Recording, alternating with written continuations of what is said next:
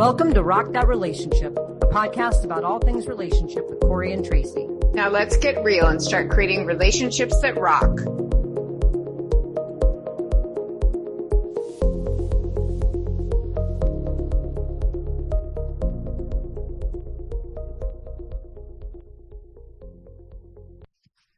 Welcome to another episode of Rock That Relationship. We're here today in our series all about self-work, self-growth, self-love, all the stuff about being your best self. So today we're actually talking about a really cool, interesting topic that I'm excited to explore because really thinking about it in terms of self-growth is just a new way of kind of pondering what this idea is. And that is self-journeys, traveling alone, solo traveling. What does that mean? Or even just when we say traveling, maybe it's not even a trip, but going out on your own, going to dinner, just being with yourself. So I don't know. Let me start by asking you this, Tracy's. How comfortable are you being alone?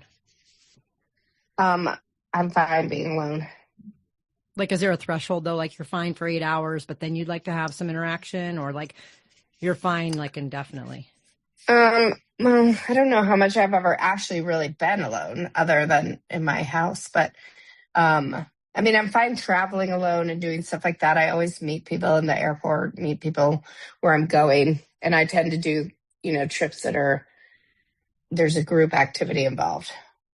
Plus, okay. I'm very good at meeting people right away. So when people say, oh my God, you travel alone, it's like, there's so many people to meet out there, Right. So your idea of being alone, I mean, even I know when you go hiking alone, you still talk to people. You go to an event alone, you could talk to 15 different people and end up on Facebook with them. So, maybe you start alone, but you don't always end up kind of by yourself in the process. I mean, I'm not like going to the woods and sitting by myself for a month. No, I couldn't do that either. Some people can. Some people do silent retreats and stuff. I know. I think about that, and I think about how that would be very challenging for me to do that. But I know.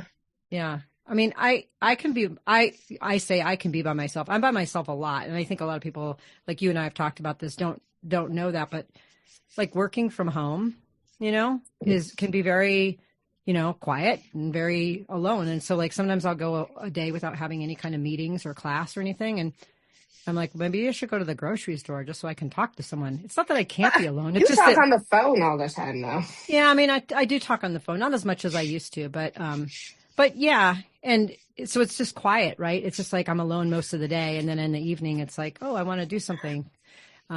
Again, not out of can't be alone, but I'm an extrovert. I feed off of other people. So I kind of need that, but I'm not nervous to go out alone. I don't think there's only one thing that I probably feel a little bit less comfortable doing alone, but I will do everything else alone. And that's like hiking in a place that I'm relatively unfamiliar with. Right. I mean, if it's like somewhere that's local that I go all the time, I'm totally fine going by myself, but just for safety, it's not because I'm not my own best company, but really for safety reasons. But I travel alone. I go out to eat alone. I go out and do stuff alone all the time, not just run errands, but I'm like, I'm going to spend the day with myself today. I'm going to go do all the things that I love to do and spend time alone. Yeah, I don't really I do whatever needs to be done. Like, I don't, you know what I mean? If it works out that I can be with someone and if it happens to be my wife, like, great. But I'm not going to not do stuff, Right. Because she's not around. Yeah. If you don't have someone to do it with.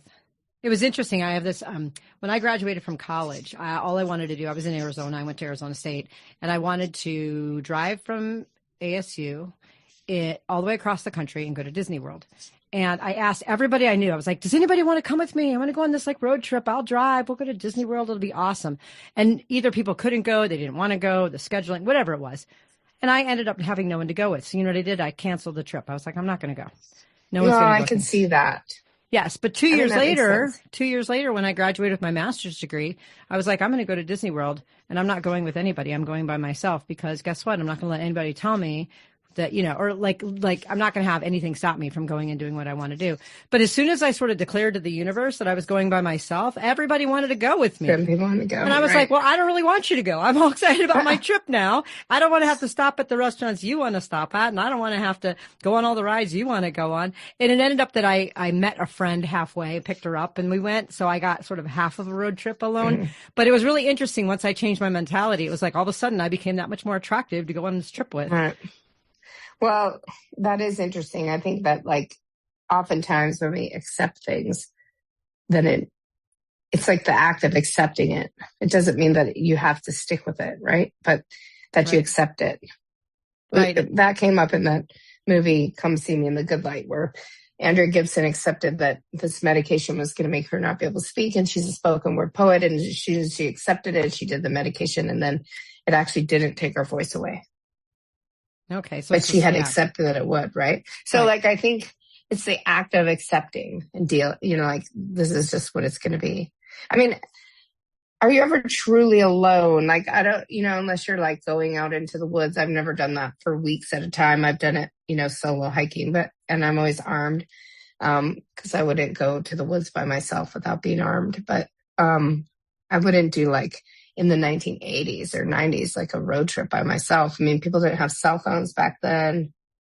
Yeah, that was my Disney trip. We didn't have cell phones back then. I just had I had my road map atlas, my Rand McNally or whatever in the car, and I was just going to take off. And I used to do that all the time. Though when I was in high school, my mom worked for the airlines, and I had a buddy pass. So for $5, I could jump on any flight standby that the airline was going. And I was in Phoenix, which is a huge hub for this airline. And I got, for whatever reason, I don't know why, my mom actually handed me this little pass to put in my wallet. And I was 16. I had a car. And this is pre 9/11. So you could sort of just walk in and get on an airplane. So I would just go into the airport and get on an airplane. And then, and then I'd call my mom from wherever I was and say, I'm in Chicago. And she'd say, get your butt home, And, but did you ever leave the airport? Yeah, I went to a friend's one time because I lived in Chicago at one point. I went to a friend's. I went to Vegas, I think it was, California. But yeah, so it was like, I always had this sort of free spirit about me. I was like, who else is going to be able to afford to go on a flight with me? No one. So I'm just going to go and do what I want. And the same thing happened when I got out of basic training in the Army. I was sort of, I had this little overnight bag because I didn't know where I was going to go or what I was going to do. And I drove down from Phoenix to Casa Grande, where they had the old outlet mall. It's no longer there. And I was like, I'm just going to go to the outlet mall. And then I decided I'm going to go to San Diego. So I went to the outlet mall and then drove to San Diego for a couple days. And I was like, I just need to go. And I went by myself. And so I've done a lot of solo traveling, a lot since I was very young, and just to go enjoy it. But so by the time I got to college and no one would go to Disney World with me, it almost surprised me that I didn't go because I had done that so much. But maybe because of the nature of the trip was really long. Well, right. To go and also be on rides and stuff. You know what I mean? Yeah. Usually it's better when you're in a pair to go on rides. You're sitting next to some stranger who vomits on you on a roller coaster. Well, yeah, that would be awful. So, I mean, I go to San Diego and stuff by myself. Yeah, you take your dogs. I know you've done that. Yeah. That's just kind of easier sometimes, but I don't do it. I'm not going to do it now. But the last time I went to San Diego, there were, 2 adults and a child in the car, and then the child did not want to sit with the dogs in the back. And then I had to sit in the back with the dogs. And I was like, I'm not ever doing this again. Yeah. Well, you learn something about yourself, right? We talk about like self-growth. That I don't want to sit in the back of the car with the dogs now. Yeah. But I mean, that's important, right? Because when we do these trips, we think, you and I could just be talking about this like, hey, I took a trip, but we learn a lot about ourselves. Like the fact that I would be okay getting on a plane and going somewhere and coming back felt less isolating because I'm around other people in an airport, in an airplane, and I had someone in charge of my transportation. But I know that if I were to do a road trip, I probably don't want to drive more than about 8 hours by myself for safety. Because you'd be bored? I don't know if I'd be bored. I entertain myself so much. It's ridiculous. So probably more just that I would just be maybe a little lonely, maybe. Because safety, I mean, you could run into safety problems 2 hours into the trip. Yeah, I feel like it's more boredom about longer trips. But some people really like that. And they find themselves, I mean, traveling to Asia is 30 plus hours. It's not like, I do meet people and talk to people in the airport, but it's not like I'm traveling with them, Right. Like I don't need somebody to, I don't know. I mean, I've done a bunch of solo travel. I like it, but I also, I'm married, so I don't want to go. Why would I want to go? I'm not that kind of person that's like, oh, I need it to be free or be who I am. No, I'd rather go with my wife, Yeah. I mean, it doesn't mean anything to me in that way. There's just a lot of places that I go or I like to go that other people might not want to. I mean, I do a lot of speaking, and so I'm gone a lot. Right. And I'm always by myself for the most part. I mean, very rarely does somebody come with me. On a few occasions, I've gone and know somebody where I'm traveling to, and we'll maybe grab dinner or something. But for the most part, I do these turnaround trips. I just went to Philadelphia last week, about a week and a half ago, and I flew to Philadelphia. I had to take 2 flights to get there, and I got in a car and drove almost 3 hours. Stayed in the hotel by myself, went to eat by myself, got up, delivered my talk, got back in the car and replayed the whole thing coming back.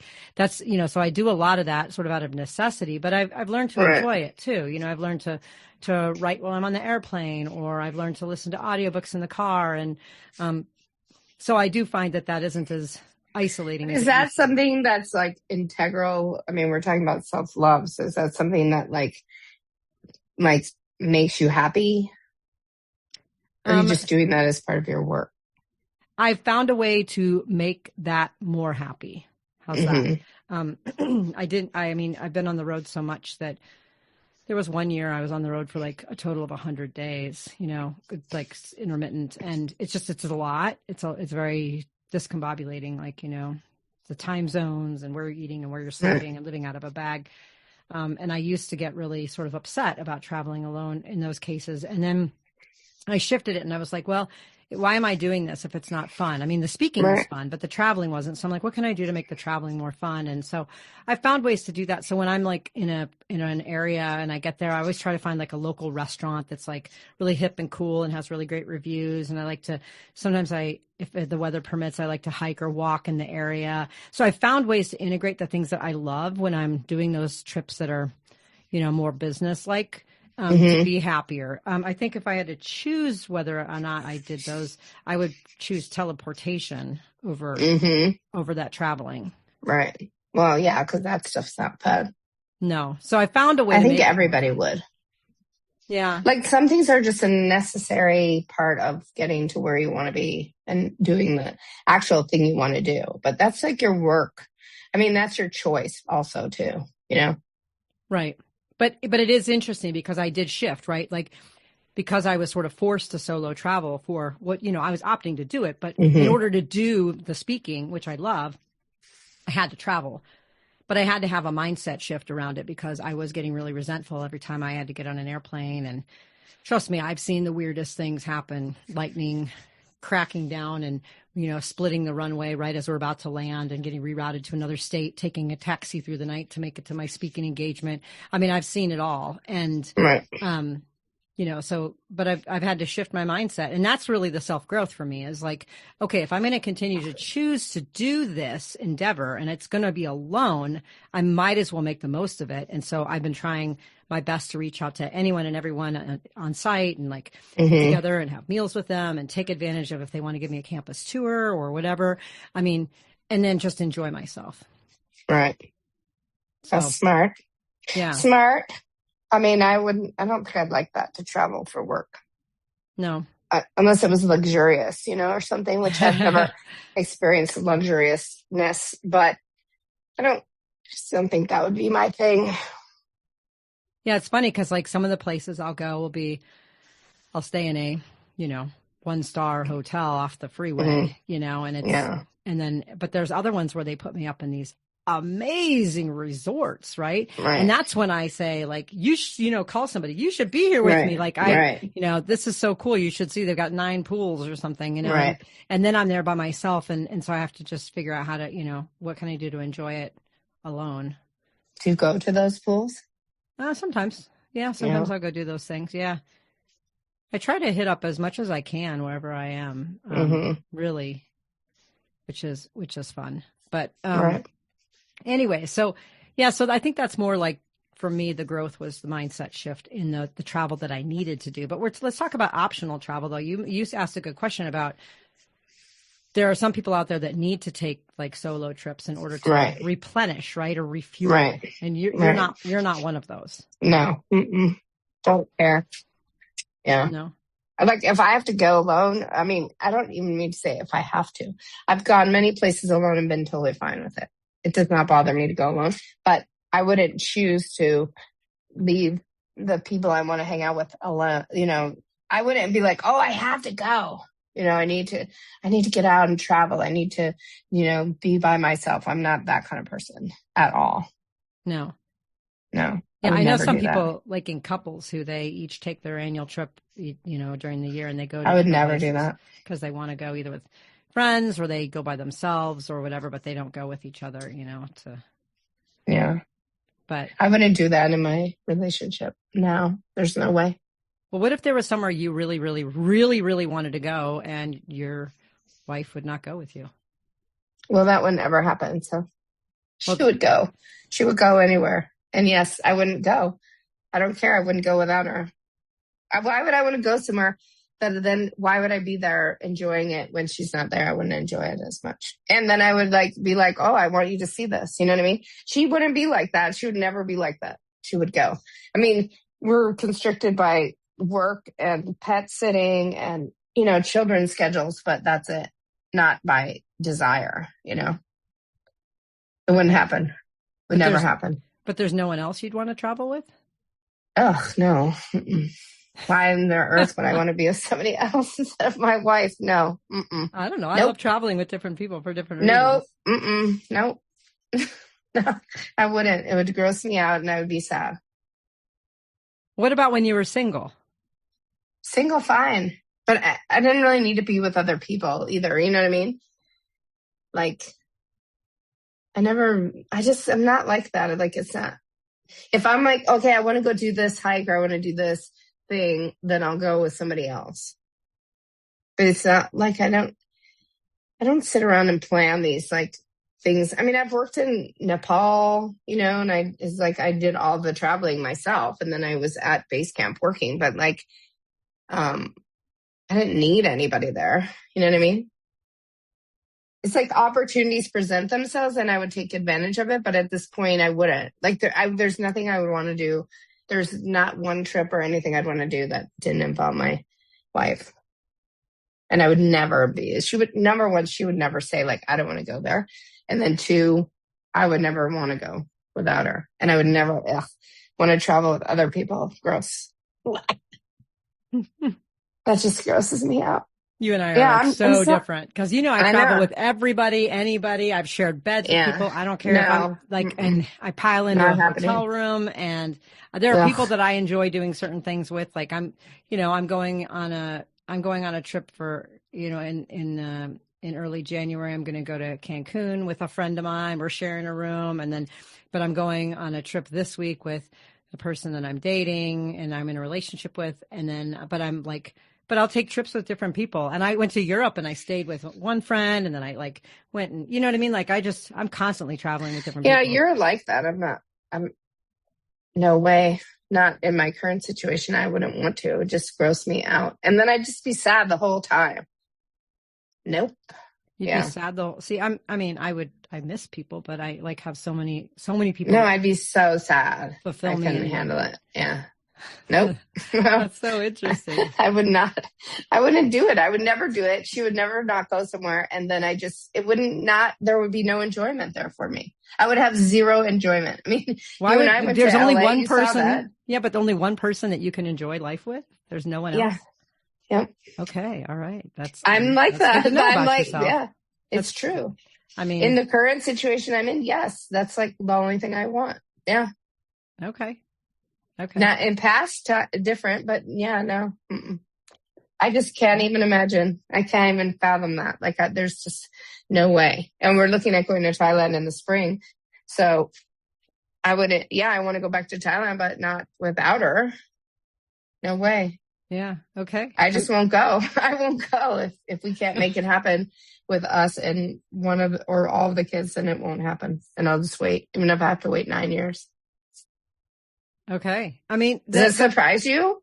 I mean, no, it doesn't in some ways, but it's just very different than how I show up in the world. Polar opposites. Yeah. In some ways. I mean, I will go travel wherever with whoever. I'm going on a trip in the spring in Europe with my daughter, just her and I. Like, I mean, I love those. I love those kinds of trips. I love group trips. I'm going to Sedona with some people in February, and that's going to be fun. And it just, I like friend trips. I like partner trips. I like partner friend trips. I like daughter trips. I like all sorts of fun things. I have a lot of people that I just enjoy spending time with, and I like doing different things with them, so, I like talking to them on the phone or meeting for pickleball or dinner, but not traveling with. No, that would gross me out. Yeah. I mean, and I'd be sad.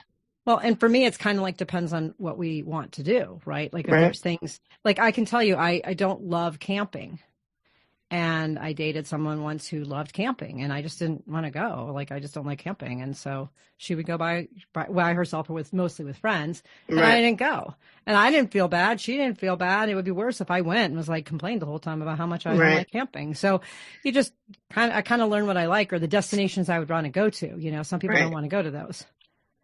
Yeah, I'm more about the experience. Like, it wouldn't be worth it to me to be without her somewhere. It just I wouldn't like it. I know myself, I wouldn't enjoy it. And I'd be pining and I'd be like, oh, I wish I was home or I wish she was here. And then I would not have any fun.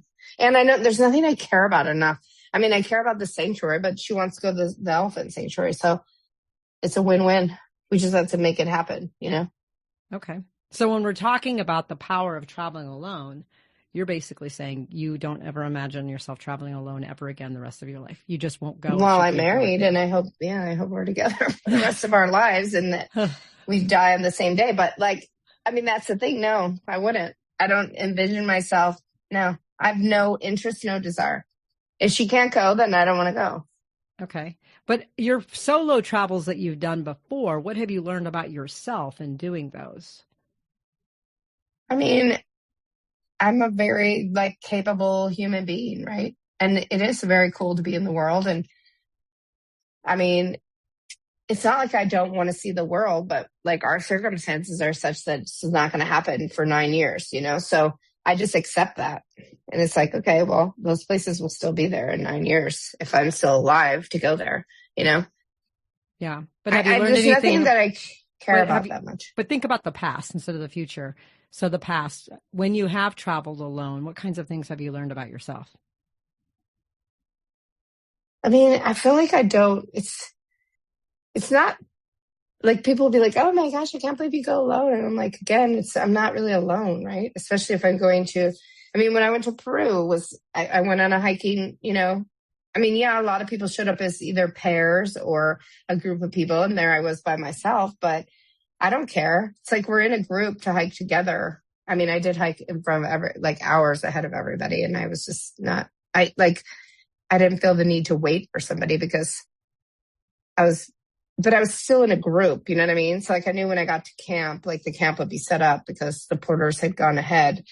And I did get scolded. The guy was like, come on. Cause I got bored sitting and listening to their talks in the jungle about, this ruin and that ruin. I really didn't care at that point. To me, it was more about the exercise. And it was funny because I set up my roommates. I had her tent we were sharing a tent and I had her sleeping bag and her pillow and everything ready for her. And they got there 2 or 3 hours after me and she was so happy. And when we went around the table that night at the camping thing, she was like, I'm so grateful for, because we went around talking about gratitude or what was our favorite thing of the day. And is that, her everything was already made up for her when she got there.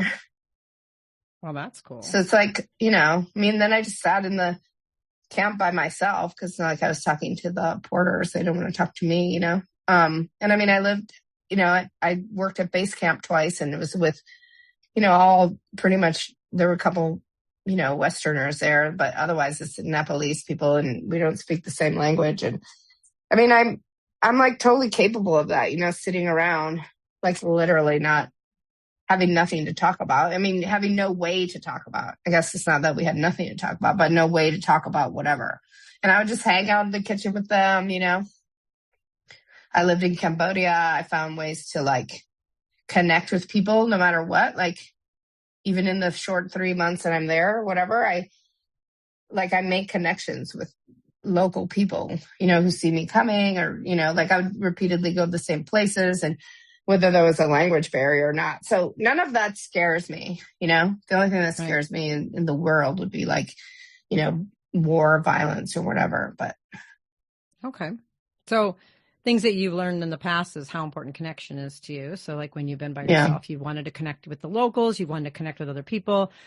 And that's important to you, but it's also some of your own personal goals are really important to you, even if it's not the group goals. Like you wanted to go faster when you were hiking versus going slower. And that sort of trumped maybe any connection you would have chatting with someone on the hike. But when you got to camp, you were open to talking with people and you had your tent mate and all of that. I mean, those are good things. I mean, when I travel alone, which I still do, and I still will do both socially and for work, is, there's things that I've learned about myself because I have spent the last almost 30 years of my life living with somebody, whatever relationship that was in. And I've had small pockets of time in between, but a lot of times I've lived with someone. I've lived with my daughter. She's 16. So I've had someone in my space a lot. And so when I travel by myself, it's kind of cool to see what I've compromised over the years and what's actually mine, right? Like the thermostat. I know exactly what temperature I want the thermostat at. I walk, the very first thing I do when I get to a hotel is I go right to the thermostat and I turn it on exactly the temperature that I want. And I'm traveling by myself. I don't have to ask you, are you hot or you cold? Do you want the bed by the window? Do you want the bed by the bathroom? I just pick the bed by the bathroom. That's where I always sleep because I sleep on the left side of the bed and I want the nightstand on my left side so I can put my glasses there. Like I know I pick the same seats whenever I fly. I'm in the window seat. I'm either 9A or 10A, whichever one I can get every single time. So I always do the same things. And when I go on a road trip and I drive for like 5 or 6 hours and I'm hungry and I want a meal, I never go to a drive-through. I always go to like a restaurant, and maybe it's one that I order at the counter or maybe I order from a server, but I sit down and I have an actual meal. And then I get back and I drive. And people are like, why do you do that? Why can't you just get a sandwich and drive? I don't want to do that. And I've realized over the years by traveling by myself, these are the things that I actually like. And so I do them, and I do them sort of habitually. But it's given me sort of agency to say, these are the things that I want. So when I do travel with others, I say, I'm going to be sitting in seat 9A. If you'd like to sit in 9B, you're welcome to sit next to me. Or if you want a window seat or an aisle seat, you can find a seat wherever you'd like to sit. But before I'd be like, I'll just like fit wherever, because let's compromise. I don't want to compromise. I want to sit in seat 9A. And so, wow. Yeah, but I'm pretty. You and I are so different. Yeah. So but it's probably because you travel more often. Yeah. And I have rituals. I have the same exact things. Yeah. I know some now thinking about this when we went to LA or in June or wherever, May of this year. And you did sleep in the bed. That was a queen bed by the bathroom. And I slept on a bunk bed on the lower bunk that I think had like pee-pee sheets on it, those like, it was making noise. Like, right. What is that called? Like the bedspread or the protector. Mattress pad. Yeah, mattress pad. What do I care? I don't care. See, I don't care. Yeah. It's like, I don't care. Whatever, And I mean, in the grand scheme, I don't care either. I'm willing to compromise. But being by myself enough, I can see where my preferences are. I walk into a room and there's the bunk bed and there's the queen bed. I want the queen bed, right? Or like, again, getting on an airplane. I am very, very discombobulated if I have to sit on the other side of the plane because I'm right-handed. And I use my computer, and my right hand is my mouse hand. And so I like that arm to be next to the middle seat. If I'm on the other side of the plane, it rams into the side of the wall where the window is. Interesting. So I've learned that over time. It's just absolutely not comfortable for me to sit in those seats. So yeah, but I mean, these are like weird little things. And so is it self-growth? I don't know, but it's agency. It's clarity. It's like, these are like little things that are important to me. And so they make my traveling much more pleasant. Well, that makes sense now that you're talking about it, because you'll actually sit on a plane and type on a computer. I can't even, I cannot even open a computer on a plane. Yeah. I mean, I do that. I love being on long flights because then I get a lot done that's uninterrupted. I just watch TV and TV and TV. Oh, and I can't sleep no way either. So I get work done. I mean, I have a very, very, I don't know, kind of, like I said, habitual structure for when I travel alone. And then when I travel with others, I tend to do some of these things and I have to almost introduce it like, hey, just so you know, if we're going to be doing this really long road trip and I'm driving, I'm going to want to stop after 5 or 6 hours and like eat something for real because I'm the one doing the driving, if you're driving, I don't care. You can stick chips and salsa in your mouth all you want. I don't care. But for me, this is what I need. And so I found that I've had more kind of confidence in being able to assert myself by learning more about what my preferences are when I travel alone. Fascinating. Yeah. Yeah. And it's interesting. I used to, this is also a funny one because I go to restaurants a lot by myself, for when I would travel, but sometimes even in town, I'm like, oh, I feel like I want to have this for lunch today. And I'll go and take myself to a restaurant. It's interesting how often if you go somewhere where there's like a bar, like Chili's or something, and there's a bar and then there's a restaurant, and they immediately want to sit all the single people in the bar. Like, oh, I'm going to take you to the bar. I'm like, no, can I have a table, please? And they're like, oh, okay. I'm like, yeah, I don't want to be in the loud bar at the bar where everybody's drinking and watching some sports game. Right, sports game. Yeah, so I want to go sit at a table. And so I used to sit at the bar because I thought it was like convenient for everybody. I would never go into a restaurant. And then I was like, no, I'm not going to do that. And so now I'm like, no, I'm going to sit there. And then they're always like, oh, they always come over. They're like, we're going to get that right out for you. I'm like, I'm not embarrassed to be here by myself. I'm not in a hurry. Right. Just, Interesting. But that's changed over time for me too, where I've asserted myself in those situations. Like, I'm not embarrassed to be here for lunch by myself.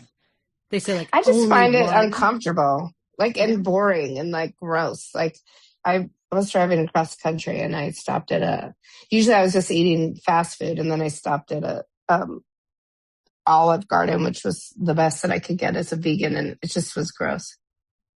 You didn't like the experience of being by yourself? No. And I was like, this is such a waste of my time. And I wanted to leave. And then I was like, give me the bill. I just want to get out of here. And I just was like, ugh, it's been so much better. The food wasn't any better than just getting a Subway sandwich and keep on moving. Yeah, I prefer just to keep on moving. So unless it's a vegan place and I'm with somebody, but I mean, again, like I'm not a food motivated person. I don't really care. Like I don't care about that stuff. It's really, unless I'm there somewhere, then I do want to go to specific places. But it's not like and when I've traveled with the dogs, I sit in the car and eat, or sit where I can see them. So like, I think it's just because you travel a lot. Right. And I have these rituals and things that I do when, but it's interesting because you talked about how when you've traveled, you did went to Machu Picchu, it was on a guided tour. So you did have a group at some point, and 99% of what I do isn't with a group. It's by myself. But I did go on a group trip this summer. I went to Iceland and did a trek there. It was like 5 days and 4 nights, but I went out like 5 days early. And then I went sightseeing and by myself. I stayed by myself. I went to eat by myself. Hiking by myself. I did everything. And, I almost didn't go early because I was like, I don't know if I want to be by myself. But then I refer to it now as my healing moon. It was like really good for me to be in a foreign country by myself for that many days. I mean, I saw people. I'd go like to the hot springs and, but I didn't talk to a lot of people. But the trek was cool because I got to meet people and I ended up like making friends and that didn't feel solo at all. It felt like I was with a group of friends. But and that's the thing. Like, I mean, the guided tour I went on for Machu Picchu, it was the Inca Trails, so it was hiking days before that. But I was alone before and after that trip, and then made friends and went and did other activities or went out, by myself to do stuff. Like, it does not bother me. But I wouldn't I don't think unless it was something I really wanted to, like a vegan restaurant, where the only option was sit down. But otherwise, I don't really care. Yeah. And it's not like, oh, I'm going to sit here and enjoy this meal by myself. No. See, I would find that awkward and uncomfortable. Yeah. Even though I'm an extrovert, I still enjoy that too, A meal by yourself. Yeah, I do because I get to pick where I want to go eat. I don't have to like compromise on it. I may have my heart set on like Indian food and then I'm with somebody and then by the time we end up at a restaurant, we're like, getting Chinese food. And I'm like, how did that happen? I don't want that, so I like being able to pick what I want to eat, go where I want to go. It just, like I said, it gives me a lot of agency. And so I think for like our listeners out there is thinking about, different types of solo travel, right? Like there's solo travel where you're totally by yourself and you go on a vacation. Like I went to Iceland The first part of it, I didn't know anybody and I just vacationed by myself. Mm-hmm. The second kind is you go on a trip where you might travel alone, but then you meet somebody where you're going. You stay with family or if you see a friend. So you have interaction when you get somewhere and then you travel back by yourself. And then the third one is where you actually go on like a guided tour with someone. So you're or a group. So you might travel alone somewhere, but then you're with a group for 5 or 6 days and then you travel back alone. So it just depends on to what comfort level and what you want to get out of that solo travel. You know, is it a means to an end? Like you got to travel in order to go on this group trip, you know, you have to travel solo, or is it that like you're really, you know, you don't mind that. And then you can like I did add on some days. So well, and I don't believe that like everybody needs to go do solo travel or whatever. If it's going to make them so uncomfortable. I mean, people say, oh, you need to push yourself. But I don't know that everybody needs to push themselves in life because sometimes it can just be so uncomfortable. And there's times, I mean, I've been sick in other countries in Guatemala by myself, you know, where like you're by yourself and like, is this fun or working abroad? And it's like, do I really want to be here? You know? Right. Right. You have to. I mean, I don't think people should like feel pressured to have to travel alone or have to get out and do things to like, you know, push their comfort zone. No. But I do think on the flip side that if there's something you really want to do or somewhere you really want to go, that you shouldn't be held back by fear alone. Yes, I agree with that. So if there's something you want to do that is going to make you feel happier or more fulfilled, then you should do it, whether anyone wants to do it with you or not, because you'll find a way to get through it. And, you know, I'm on that solo over 50 travel, and there are people who are like, oh my God, I'm having this miserable experience. And then people say, okay, well, try to focus on this. Or the first couple of days you get there, it's really hard. You know, you're in a totally foreign place and you're like, oh my God, I'm never going to meet anybody or talk to anybody, or I don't know what I'm doing. And I think, you know, it is nice to have those communities, even online community that can help you, you know, work through things.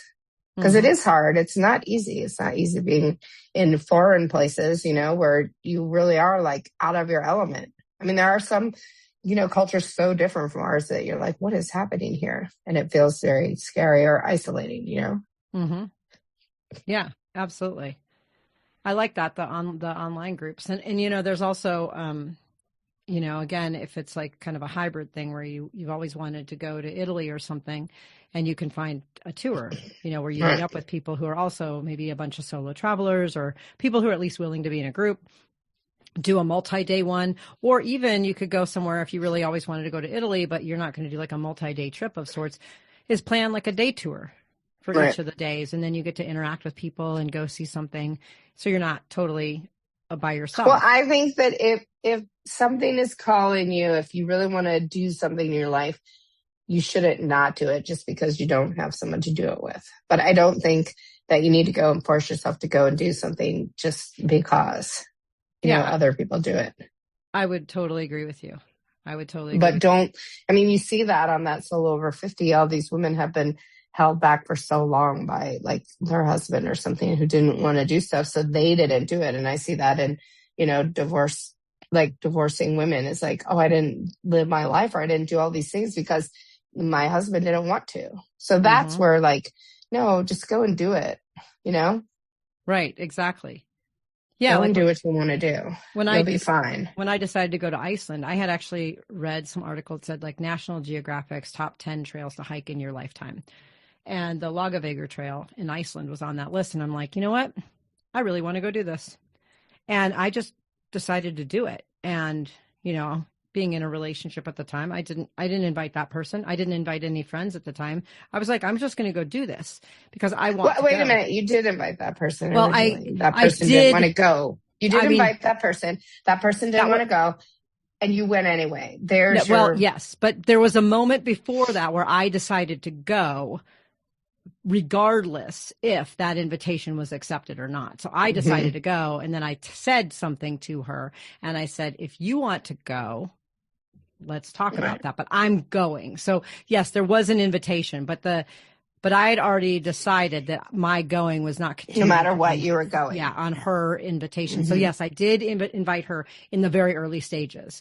I never left her out. And then months later, I had a friend of mine mention like, oh, I would love to do that. And I said, okay, we'll sign up for it. Right. Like, so my whole point was my travel to Iceland was not contingent upon anybody else's decision to join me, even though eventually there were invites put out. But same thing with Romania. I just went and hiked in Romania, and I hired a private guide because I don't want to get lost in the Transylvanian Alps by myself. Right. And I was mentioning to a friend in August, and she's like, I'm going to go. Like, okay, cool. But let's say you had wanted to just do that on your own and somebody said, I want to go. What would you say? Like, if this was a solo journey, would you turn that person? Would you just say, look, this is a trip I want to do on my own? Yeah. Like, this is my bucket list to be by myself. Yeah. If it was somebody I didn't want to go with, or it was a trip that I didn't want to do, like. But let's say it's somebody you would want to go with, but you had like in your mind that this was going to be a solo trip and you wanted that to explore whatever. Yeah, I mean, I did that with Disney World. Yeah, I did that with the Disney World the second time when everybody was interested in going with me, and I was like, "No, you're not invited. I'm going and doing this by myself." So yeah, I would absolutely say that to someone. And I had someone recently say, "Oh, I want to hike the Grand Canyon with you," and I was like, "No, I don't want to hike it with her. She's really, really slow. It would be a lot of work for me." I was like, "That's," but I didn't tell her that. I just said, "Oh, okay, but yeah, well." Maybe there's some other folks that would do it, some beginners or whatever, but no, right.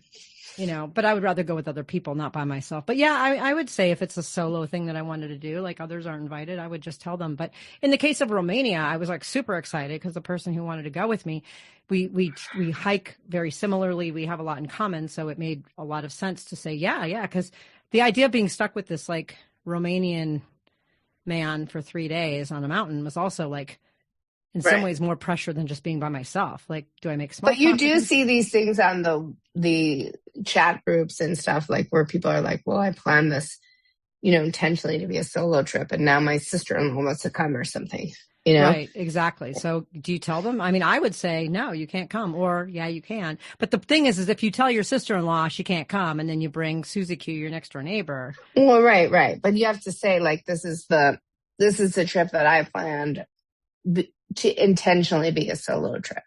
Right. And there are a lot of people who want to do that. Yeah, absolutely.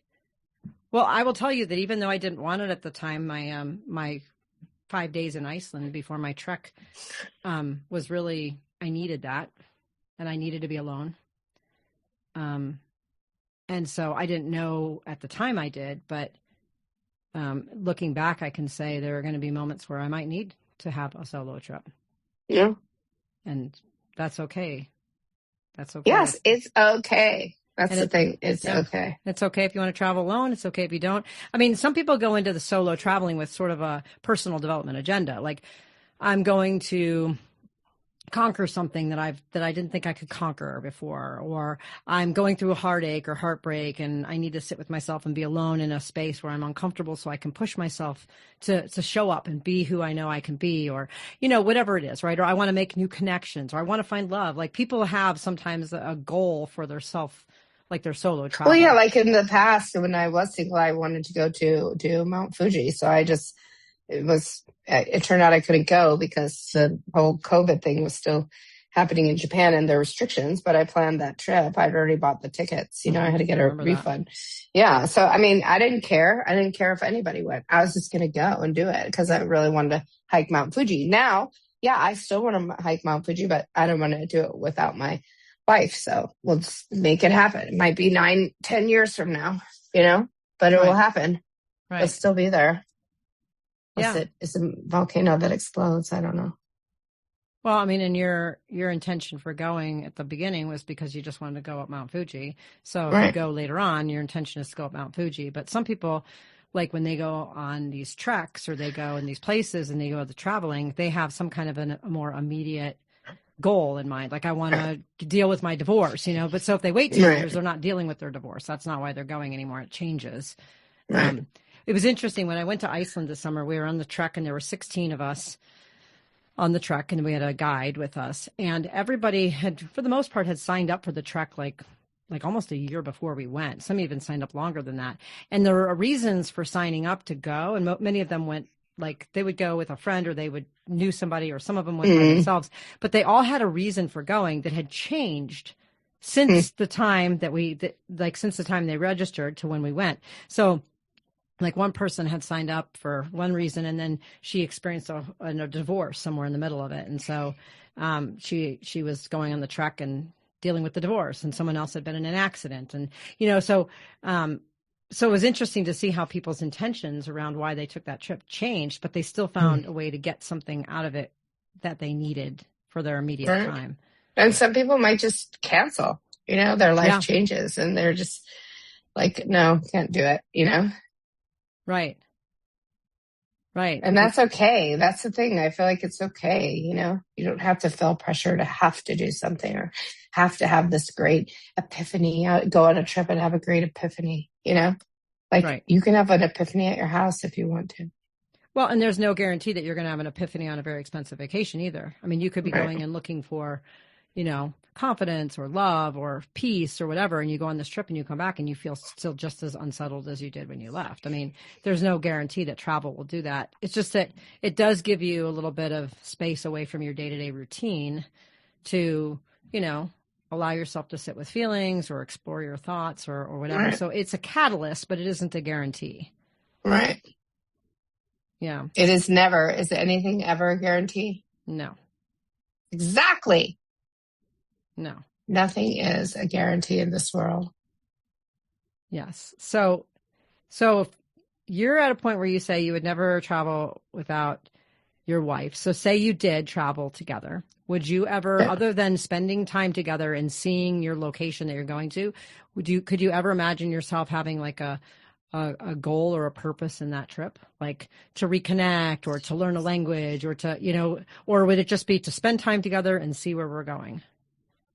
No, I mean, I could imagine that, it would be to, especially when, there's 3 kids involved, like either, bringing the kids, there'd have to be a purpose, in my opinion, like a greater purpose for the trip. But like, okay, do we just go and take a trip by ourselves, But that's almost just as complicated to try and figure out how to get, kids and dogs watched at home. So, I do think like intention for trips. I'm all about the elephants. So whether it's going to Thailand or I have friends in Bangladesh now, transforming the lives of elephants there. And I know a lot of elephant, people now, rescuers. So, that's kind of my thing. Yeah. I want to go to the Dolomites in Italy, and hike those, but it's on my list too. Yeah.